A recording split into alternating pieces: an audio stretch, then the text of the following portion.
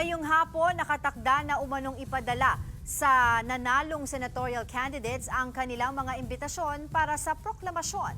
Para sa update, magbabalita live si Mobile Journal Merimon Reyes. Merimon, may tiyak na schedule na ba ang COMELEC sa proclamation ng mga nanalong senators maging ang mga party list group?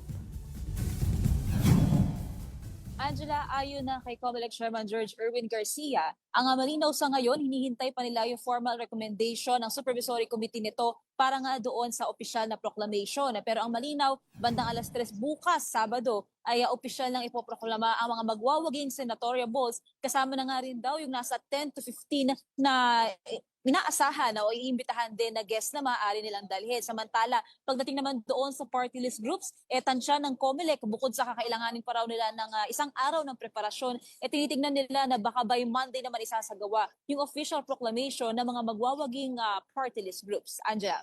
Okay, sa huling mga oras ng canvassing, wala na bang naging aberya tayong naitala? So far, Angela, wala raw silang nakita dito. Kasabay din ito nung sinasabi nga walang na-declare na failure of elections. Naging smooth sailing din at makasaysayan nga na sa loob lamang ng 3 araw natapos na ng National Board of Canvassers yung kanilang canvassing. Kasabay din ito, nakita rin naman nila yung naging performance at sabi nila, ang assessment nila sa naging performance ng COMELEC simula pa lang bago, during and after the elections is nasa 85% naman daw na okay sila. Yung 15%, ito na yung room for improvements nila para sa mga susunod pa raw na eleksyon o halalan. At yung ilan sa room for improvements na tinitingnan nila dito yung pagdating daw sa mga presinto, voting precincts, yung venue, yung mga machines na gagamitin, and even yung mga batas daw kung maaari nga magkaroon ng mga bagong batas para mas mapaganda raw yung electoral process dito sa bansa. Angela.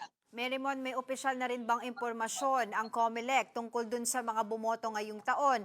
At totoo ba yung ang pinag-uusapan kasi ngayon, pinakamarami daw talaga sa mga bumoto ngayon ay ang kabataan mula sa Gen Z at millennial na population?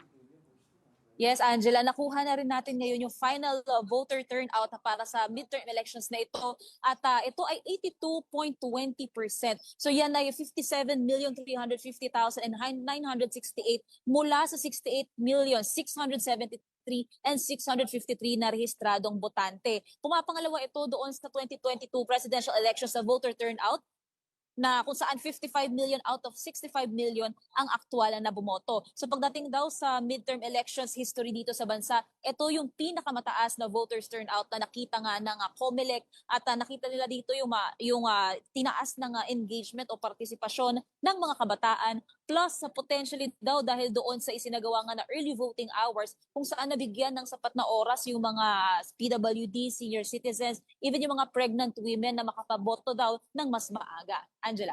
Alright, maraming salamat, Mobile Journal Merimon Reyes.